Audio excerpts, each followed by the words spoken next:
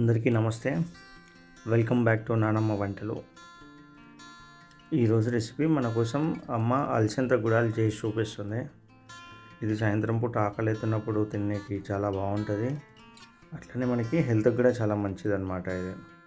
So ఒకసారి మీరు కూడా అందరు ట్రై చేయండి. ఇది చాలా తొందరగా చేసేసుకోవచ్చు. కాకపోతే కొంచెం ఏంటంటే కొంచెం నానబెట్టుకోవడం టైం పడుతుంది అంతే అండి. ఇప్పుడు మనం దీన్ని తయారు చేసే విధానం చూద్దాము.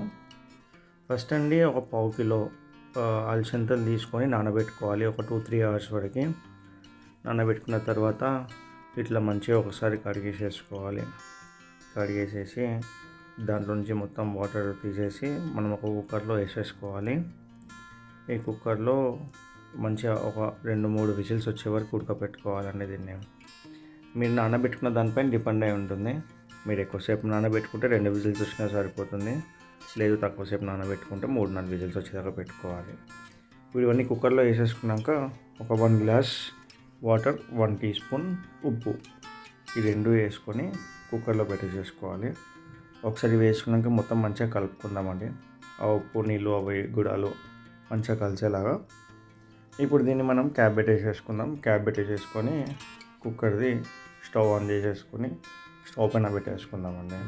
దీనికి ఒక్క సిమ్లో పెట్టేసేసుకొని ఉడకబెట్టుకుంటే ఇంకా మంచిది. మనకి కొంచెం టైం పడుతుంది కానీ మంచిగా ఉడుకుతాయి. ఒక 2 విజిల్స్ 3 విజిల్స్ వచ్చే వరకు పెట్టుకోండి. మీరు చూడండి, ఒక 2 విజిల్స్ అయిన తర్వాత ఉడకకపోతే మళ్ళీ ఒక విజిల్ వచ్చే వరకు పెట్టేసుకోండి. మనమైతే కొంచెం ఎక్కువసేపు నానబెట్టుకున్నాం కాబట్టి 2 విజిల్స్ వచ్చే వరకు పెట్టుకున్నాము. ఇప్పుడు చూడండి మొత్తం మంచిగా ఉడికాయి. అమ్మ చూపిస్తాను చూడండి, మొత్తం మంచిగా ఉడికింది, మెత్తగా అయిపోయింది. ఇప్పుడు దీన్ని వాటర్ని సపరేట్ చేయాలి. సో మనం ఒక బౌల్లో పోసేసుకొని నీళ్ళని తీసేసేసుకుందాం ఫస్ట్. ఇప్పుడు నీళ్ళని వెళ్ళిపోయాక దీన్ని ఒకసారి మనం బగారించుకోవాలి. ఇప్పుడు మళ్ళీ ఒకసారి స్టవ్ ముట్టించుకొని కడాయి పెట్టేసుకొని, కడాయి వేడైనాక ఒక టేబుల్ స్పూన్ ఆయిల్ వేసేసుకొని, ఇక పోపు తెలుసు కదండి మనకి, జీలకర్ర ఆవాలు 2 వేసుకోవాలి.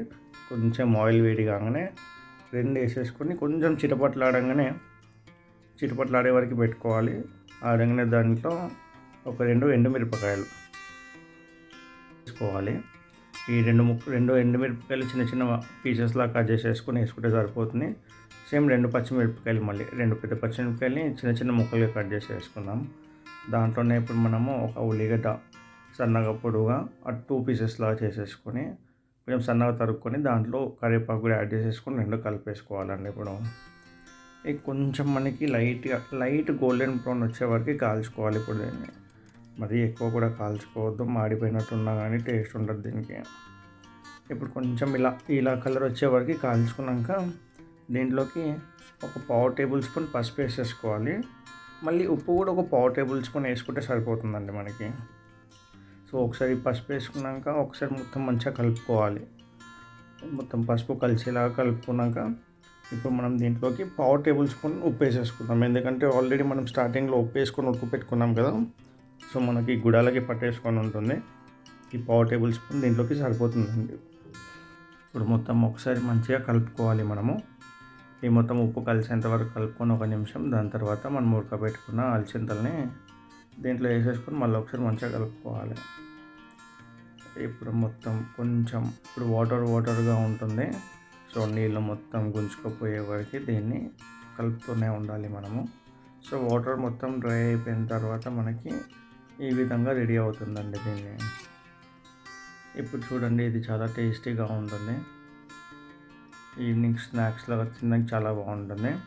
ఇప్పుడు ఇలా అయిన తర్వాత కొంచెం కొత్తిమీర తీసేసుకొని, ఇంకా ఫినిషింగ్ టచ్, దేంట్లోనే కొత్తిమీర కంపల్సరీ కదండి. కొత్తిమీర ఒకసారి యాడ్ చేసేసుకొని మళ్ళీ ఒకసారి కలిపేసుకోవాలి. మొత్తం ఒకసారి మంచిగా మిక్స్ చేసేసుకున్నాము. మిక్స్ చేసేసి ఇప్పుడు మనం సర్వ్ చేసుకోవచ్చు అండి. ఒక 2 మినిట్స్ కలుపుకున్నాక అయిపోయిందండి. మన అలసందల గుడాలు రెడీ అయిపోయినట్టే. ఇప్పుడు చూడండి ఎంత మంచిగా వచ్చింది. ఇందులో మరీ ఎక్కువ పసుపు వేయద్దండి, కొంచెం వేస్తే సరిపోతుంది, లేకపోతే మొత్తం ఎల్లో కలర్ కనిపిస్తుంది. సో ఇప్పుడు ఒక బౌల్లో సర్వ్ చేసేసుకొని మనం అందరికీ సర్వ్ చేసుకోవచ్చు. ఇలా వేడి తింటే చాలా టేస్టీగా ఉంటుంది. మీకు కావాలంటే సైడ్కి కొంచెం ఉల్లిపాయలు కూడా పెట్టుకొని తినచ్చండి దీంతో. నెక్స్ట్ వీడియోలో మళ్ళీ కలుద్దాం.